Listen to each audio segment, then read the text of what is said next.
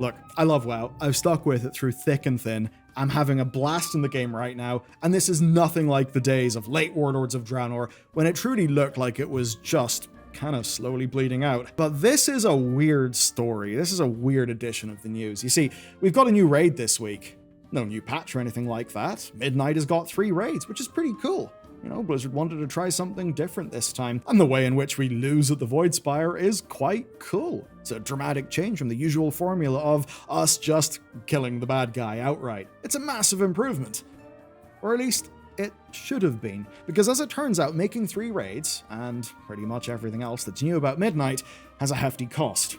Bugs. Everywhere you go, catastrophic bugs. Now, bugs are not exactly new to WoW. But this expansion's hitting a bit different. There are major documented ones, like the one where you'd only get one type of loot dropping. And while Blizzard says that one's fixed, some people are still reporting issues. The bugs are hitting loot, they're hitting gameplay, and now, with today's news, they're even hitting the game's story. So suffice it to say, it's not the happiest video, but this is a pretty entertaining one. So with that said, let's get into the news. Ever see yourself reflected in your monitor or TV whenever a show fades to black? Kinda snaps you out of the immersion. You know, suddenly you're looking at your own face, you're not in the world anymore. Immersion matters, but it's fragile. It's broken so easily. Take Ed Sheeran's cameo in Game of Thrones. That was extremely controversial for just that reason. And in WoW, few things shatter immersion faster than a bugged quest hand-in. You're suddenly aware that this character is not a person in a world. No, they're an NPC with a broken script. So, whenever Blizzard fixed this bug with Thalyssra, for many people, it was already too late. Because for them, all the drama of the Dark Well disappeared in confusion or frustration. You're probably used to it by now, you know? Abandon the quest, pick it up again, relog, hope that it works. The usual troubleshooting steps. Steps that take you out of the game. Because when you're thinking about that, you're not having an experience. You're not rushing to save people. You're just fixing a busted game. And bugs at critical story moments like that are pretty much the worst imaginable because they undercut everything else when it matters most. I'm not just making stuff up either. This is a real phenomenon that's called the peak end rule. That basically how an experience ends often determines how we remember it. And that's why so many stories build up to a huge peak and then quickly hit you with a happy ending. And here's the thing Blizzard should be afraid of.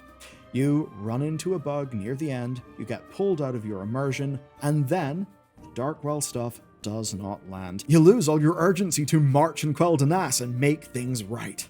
The peak was cut off by bugs, and that means you just didn't care as much about the ending because you were yanked out of it. Even if, you say, loved the rest of Midnight, philosophically, you're going to remember it as worse than it was because of how the bugs interrupted you. Now, you may think I'm being dramatic here over just a few bugs that Blizzard have since fixed.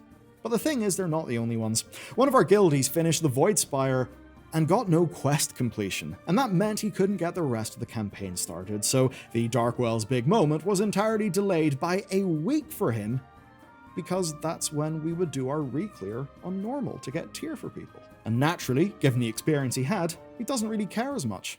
I have another one as well. Matt didn't have time to do the pre-raid campaign before one of our raid nights, and that meant that after killing Illyria, the game dropped him into a broken Silvermoon with no Sunwell and no Darkwell.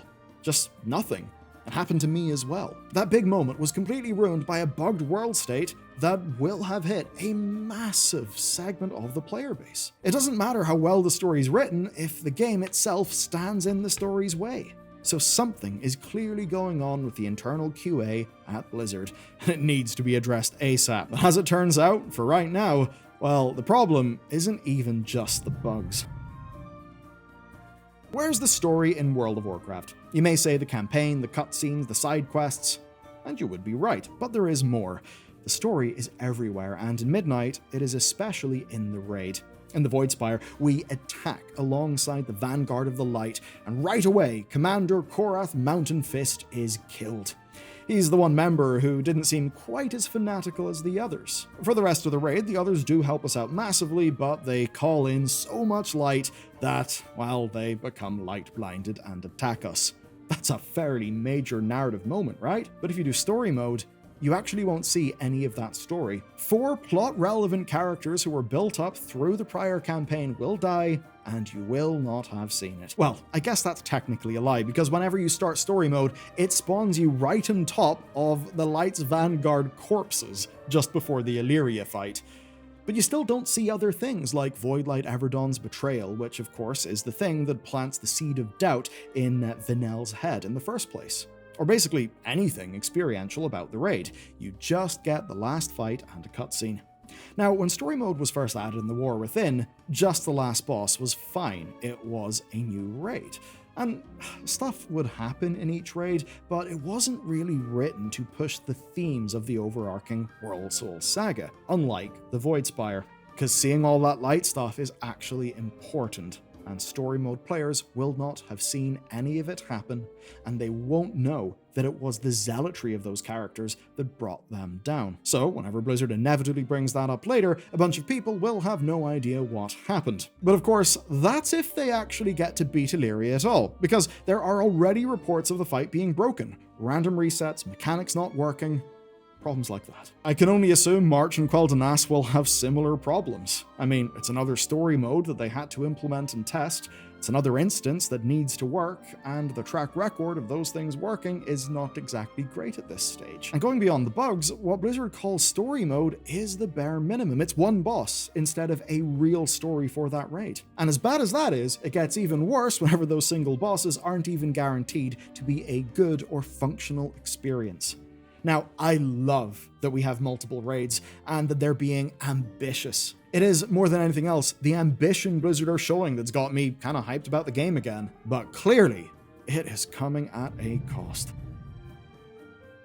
Compared to just about any other live service game, Blizzard pumps out content. And it is actually getting better and better, but the price that we're paying is starting to get a little too high. Now, last week, I covered the loot bug where people were getting only 1 or 2 types of loot drop. Blizzard managed to fix that shortly after, or so they said, because some players still seem to be getting what at least appears to be horrible RNG that we think is tied to that bug, or something around that bug. Now, for those people, that is weeks and weeks of a progress-halting bug. But of course, there is a savior. If drops aren't behaving, you've always got your last resort of crafting. But it turns out that's not bug-free either. A bunch of players were reporting that recrafting items to upgrade their eye level was actually broken, where it would all look fine, but then the game would gobble up their crests, and the item that they would get back from the recrafting would be the same item level as what they put in. Yeah, it was literally broken. And while it didn't take Blizzard long to say how they fixed it, they also confirmed that they couldn't give people their crests back. And that's not trivial, because 80 crests is almost a full week of progress. And if that's 80 myth crests, then that's shit you really worked for. And frankly, for it to be acceptable that that level of progress can just go into the bin with no make good, well, that's just insane. I mean, to get that amount of crests back, you need to finish 7 keys. That's at least 3 hours of going at full speed with a group. And the wildest thing is that while it seems Blizzard has definitely fixed something, some people are still reporting issues with this bug or something similar to it. So, we see that WoW's story mode isn't working, we're seeing that drops might not be working, and that crafting doesn't appear to be working. Now, that doesn't mean that if you go to craft an item, it will break. Chances are it is some sort of edge case. Chances are it's not impacted the vast majority of players. But it is a problem that is impacting players, and as that story spreads out, people will start to think, oh, World of Warcraft, bit of a buggy game, isn't it? Of course, we run a weekly WoW news show. What are we going to do? Not talk about the news? That would be dishonest. This stuff is happening. We should talk about it. And for Blizzard, that's really a problem. It builds an aura of sloppiness over the game. And here's the thing. It's actually not the end of the bugs, because there's talent problems. Here's one example. Mistweaver talents have been turning off in combat. Imagine, you enter combat and you lose all your talents. Specifically though, what's happened is, whenever you have your 4-piece on, you can actually lose a bunch of effects and become substantially weaker. And here's the thing, this bug was reported throughout beta, and still made it to live, where it would of course go on to brick some people's keys. And monks aren't alone. There are fewer reports, but we noticed that our Destruction Warlock got his 4-piece during our raid, and then his damage actually started dropping off.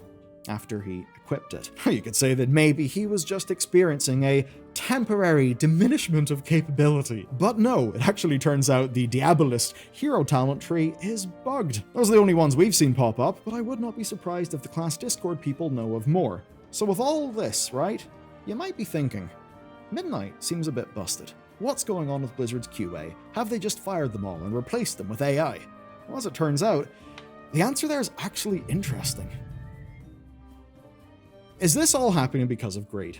Well, if you ask random players, you'll certainly get a lot of the same answer, that there has been cost cutting. A lot of people will think, oh, there's been cost cutting in QA, and maybe they'll think that because of some of the changes with Blizzard's customer support. You might remember a funny instance last year where a support response basically seemed to be an AI picking up a workaround to a bug from ages ago in Pandaria that didn't really have anything to do, or at least a lot to do, with the OP's initial report. It was a very bizarre thing, and it really seemed like the type of mistake that only an LLM would make, not having the context that, say, an old-style Blizzard game master would. But here's the funny thing about the QA side.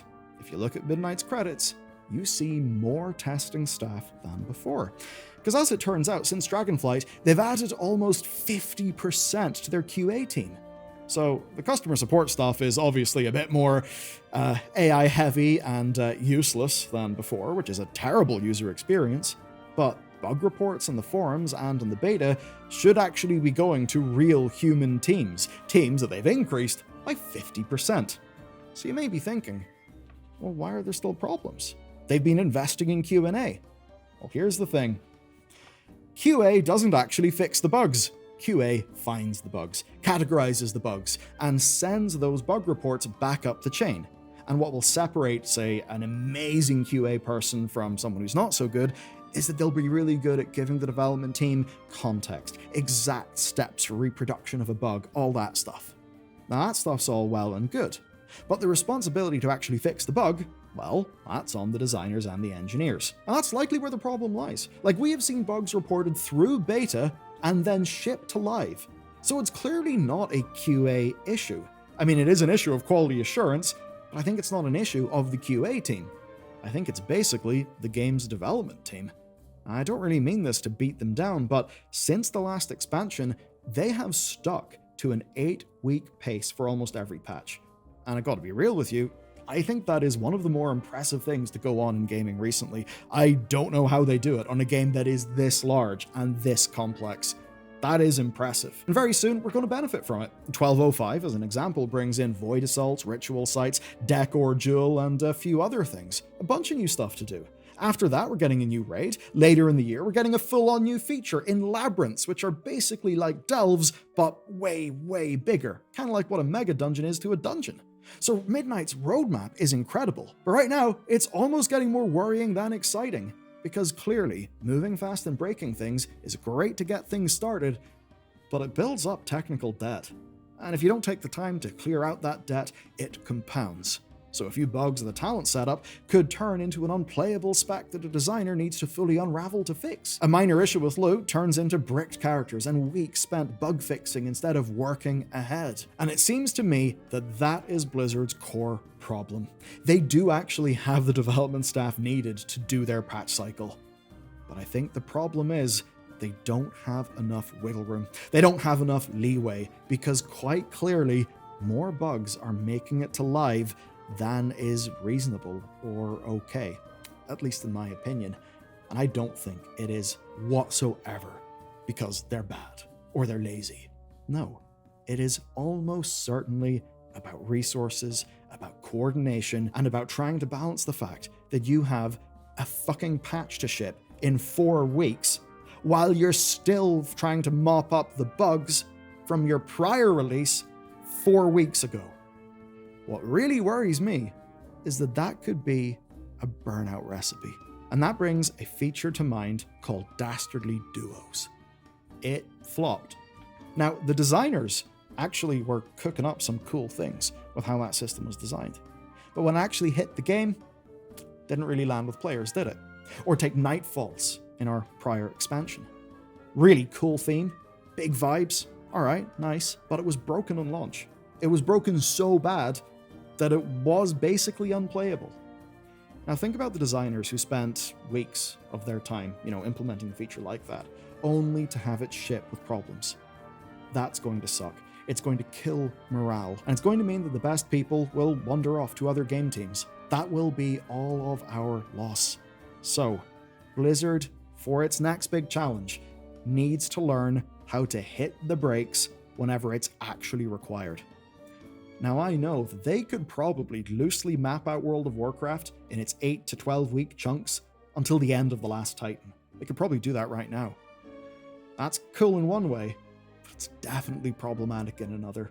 Because if you can't stop and take a beat when you need to make sure stuff is shored up and it's all shipshape, well, then you're just setting yourself up for compounding failures and struggles and things that will almost certainly hurt the health of the team.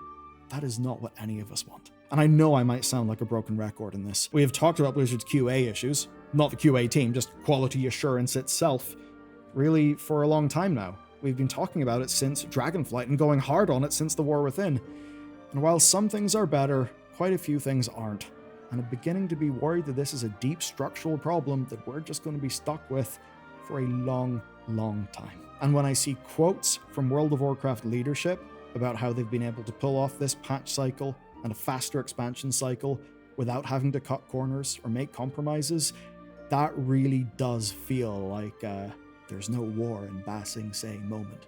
Because quite obviously, corners are cut and quality is suffering. I don't think their ambition is suffering, but what actually matters is what players get when they log in. There have been issues there. Why am I pissed off about those issues? Well, in a very basic sense, it's because I really like what they're putting out these days, and it's a goddamn shame to see problems like this happen and get in the way of a World of Warcraft that is in many ways the best that it's been for, at least how I'm playing the game, in a long-ass time. Enough time that I really struggle to quantify it. So there you go. I'd love to know what your experiences have been with this expansion so far. Let me know down in the comments. And if you want to hear the kind of fascinating story of how Harrendar quite literally does not fit in this expansion, which by the way, is evidenced by a bunch of bugs that slipped in, you gotta watch this video next.